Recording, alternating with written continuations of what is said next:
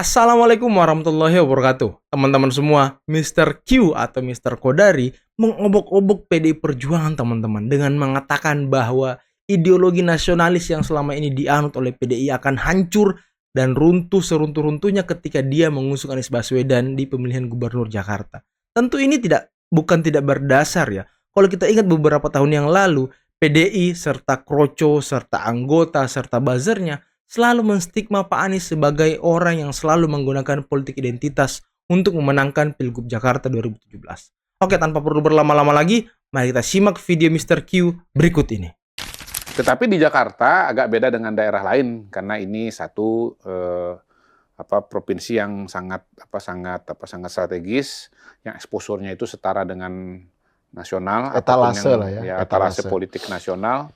Apapun yang terjadi di Jakarta akan mendapatkan sorotan, dan sudah 2 kali gubernur itu ya notabene ya jadi calon presiden gitu. Konteksnya Pak Jokowi, konteksnya Anies Baswedan gitu. Jokowi menang, Anies Baswedan kalah. Ya.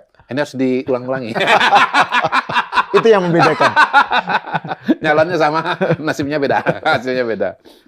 Nah, pada titik inilah saya katakan memang akhirnya menjadi menarik ketika PDI Perjuangan misalnya di Jakarta, PDI Jakarta maksud saya, mengajukan nama Anies Baswedan sebagai calon gubernur. Salah satu. Kepada DPP. Ya. Gitu. Karena apa? Karena kita tahu bahwa tahun 2017, boleh dibilang ya Anies Baswedan adalah musuh besarnya PDI Perjuangan dalam konteks pilkada. Pada waktu itu PDI Perjuangan mengajukan pasangan Ahok ya dengan Jarod Saiful Hidayat.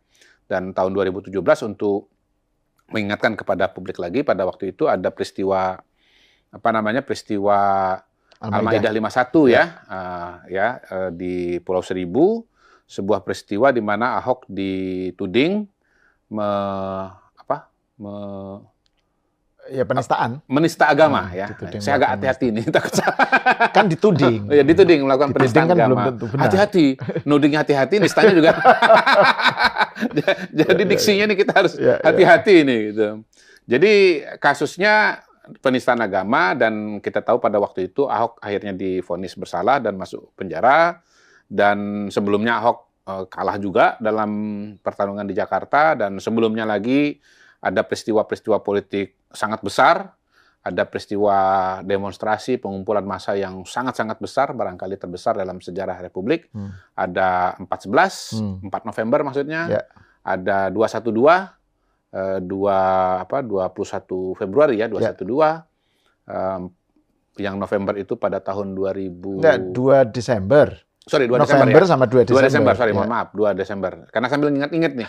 Ya, sambil ingat. Dan yang terpenting adalah pada waktu itu isunya yang berkembang adalah isu keagamaan ya. Sehingga kemudian disebut pada waktu itu ada politisasi agama ya. Kita tahu bahwa rakyat kemudian masyarakat juga menjadi terbelah gitu ya, antara ya menerima atau memahami Ahok dengan kontra kepada Ahok dan garis miring mendukung Anies Baswedan.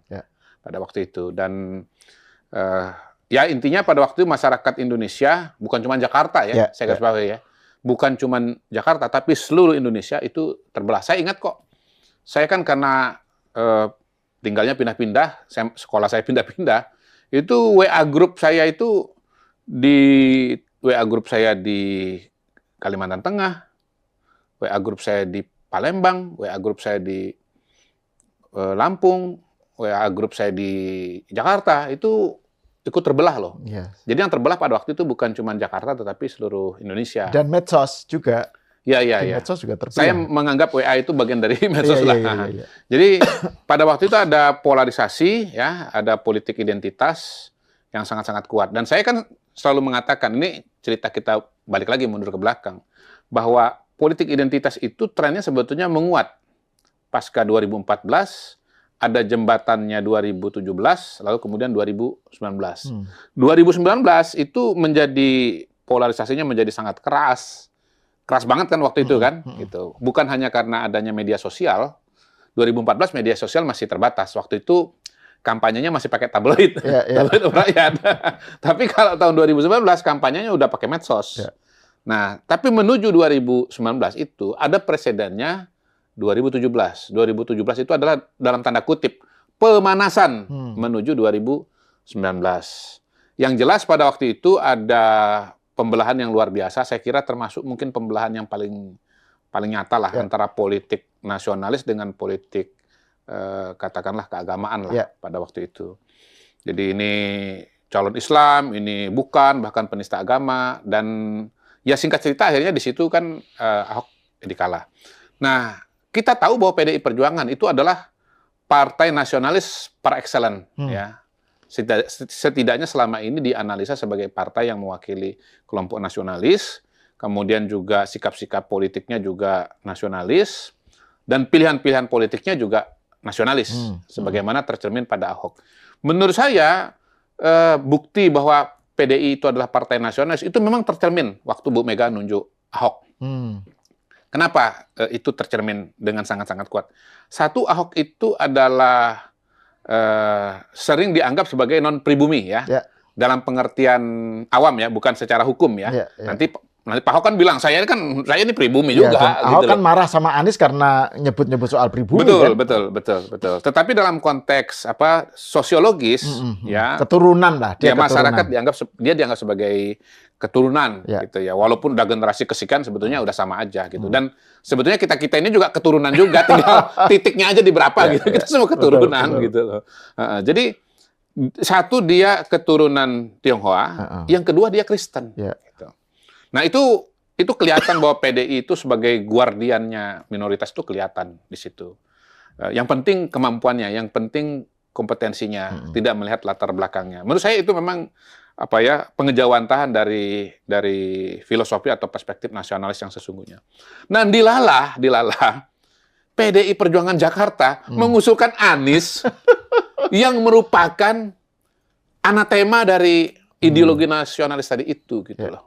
Merupakan antitesis dari ideologi nasionalis itu tadi gitu. Nah, kenapa PDI Perjuangan Jakarta mengajukan Anies Baswedan? Kalau dari berita-berita yang beredar kan karena PDI Perjuangan Jakarta mengatakan bahwa satu, mereka itu suaranya turun di Jakarta sekitar 10 kursi dari 25 kursi pada tahun 2019 ke 15 kursi di tahun 2024. Signifikan banget ya? Karena mereka tidak mendukung Anies, kira-kira begitu. Sehingga kursinya di berbagai wilayah yang hilang itu dilihat lari ke 3 partai yang dukung Anies. Jadi ini alasan pragmatis, ini alasan elektoral. Kira-kira ini berpikir linearnya, Bu Mega, kalau PDI Perjuangan Jakarta kira-kira dialog dengan Bu Mega ya. Bu, ayo kita dukung Anies supaya tahun 2029 kursi PDI Jakarta 25 lagi. Gitu kira-kira cara berpikirnya. Tetapi itu kan ya saya lupa nih ya. Saya nggak ingat, saya nggak baca persis bagaimana argumentasi dari suratnya PDI Perjuangan Jakarta karena waktu itu muncul di media kecil banget, saya nggak kebaca. Nanti saya coba akan lihat lagi ya. Tolong pemirsa nanti dibantu koreksi. Nah, apakah di situ ada argumentasi soal residu Pilpres 2024? Bahwa PDI Perjuangan berhadapan dengan Jokowi dan Anies Baswedan adalah antitesis dari Jokowi. Ya, di mana di sini berlaku ada gium my enemy's enemy is my friend. Kira-kira begitu. Garis miring unholy alliance gitu. Nah, presiden semacam ini kan sebetulnya sudah pernah muncul juga di kampanye 2024 kalau kita ingat pernah ada gagasan salam 4 jari ya. Di mana antara 1 dengan 3 gabung melawan 2. 1 Anies, 3 Ganjar itu bergabung melawan 2. Prabowo garis miring Pak Jokowi gitu. Nah, apakah ada juga perasaan-perasaan anti Jokowi yang menyebabkan mereka lebih memilih Anies Baswedan? Walaupun secara sejarah ya mereka ini lawannya adalah dari Anies Baswedan gitu. Tetapi yang paling fatal sebetulnya adalah bahwa ketika PDI Perjuangan itu mengajukan Anies Baswedan, maka menurut saya runtuhlah gagasan, konsep, atau klaim PDI Perjuangan sebagai partai nasionalis. Karena the very person yang akan mereka dukung sebagai calon gubernur adalah the very person juga yang justru adalah musuh besar dari nasionalis itu, gitu loh. Ideologi nasionalis tadi itu, gitu. Pilih saya karena saya pribumi, dia bukan pribumi, kan gitu kan.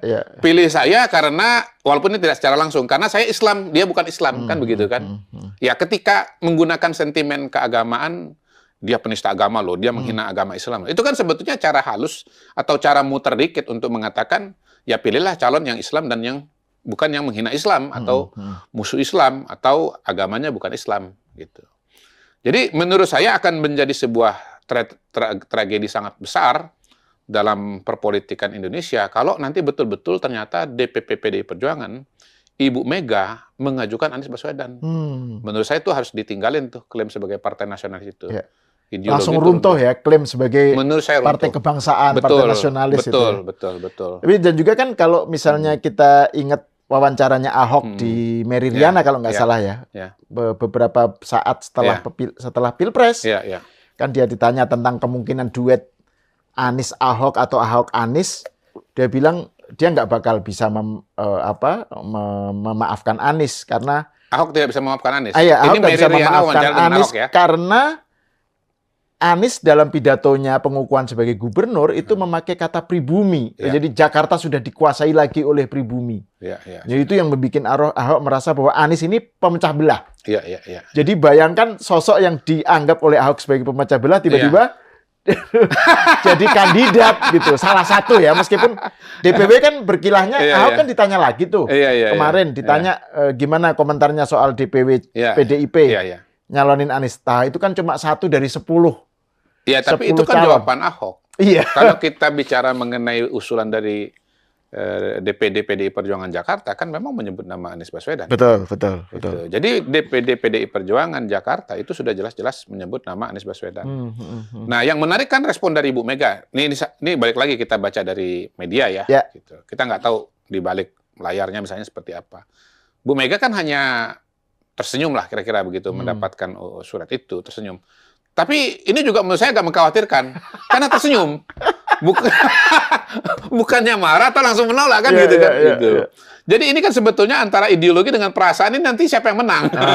Betul. Jadi Bu Mega ini kan menurut saya nanti akan berada pada tarik-menarik dua kutub. Kutub perasaan dengan kutub ideologi. Kalau beliau mengikuti kutub ideologi, menurut saya ya harus ditolak. Anies sebagai PDI Perjuangan itu, Anies didukung oleh PDI Perjuangan itu adalah sebuah pemikiran yang betul-betul self-defeating istilahnya. Apa ya? Betul-betul sebuah kegelapan demokrasi yang sesungguhnya. Nah, teman-teman, itulah tadi penjelasan yang sangat lugas dan lengkap dari Mr. Q terkait dengan ideologi nasionalisme yang dianut oleh PDIP yang akan runtuh ketika dia mengusung Anies Baswedan di pemilihan gubernur Jakarta, teman-teman. Dan alasan-alasannya sudah dijelaskan dengan lugas juga oleh Mr. Q dan sangat masuk akal. Ya di Twitter, dimanapun itu, utamanya di Twitter mungkin ya oleh buzzer-buzzer PDI, Pak Anies itu selalu distigma orang yang selalu menggunakan politik identitas untuk maju atau menang dalam kontestasi politik, utamanya di Pilgub Jakarta 2017, teman-teman. Dan serangan-serangan itu tidak berhenti sampai Pak Jokowi menjadi musuh bersama PDI. Disitulah PDI mulai main mata, saling lirik dengan Anies Baswedan. Dan ya namanya politik tidak ada musuh yang abadi, teman-teman ya. Sesuai dengan kepentingan dan pesanan. Dan ini menarik. Kita tunggu saja seperti apa sikap PDI nanti di tahun 2024 ini, pemilihan gubernur, apakah dia benar-benar mengusung Anies atau seperti apa. Tapi kalau mau dipikir ya, masih ada Ahok, masih ada Andika Perkasa, banyak sekali kader-kader PDI yang memang berpotensi untuk maju di pemilihan gubernur ini. Kenapa dia tidak mengusung kader-kadernya sendiri yang berpotensi, yang memang punya jejak rekam juga menjadi gubernur seperti Ahok. Dan ya mungkin elektabilitas Ahok juga masih bagus sampai detik ini, teman-teman ya.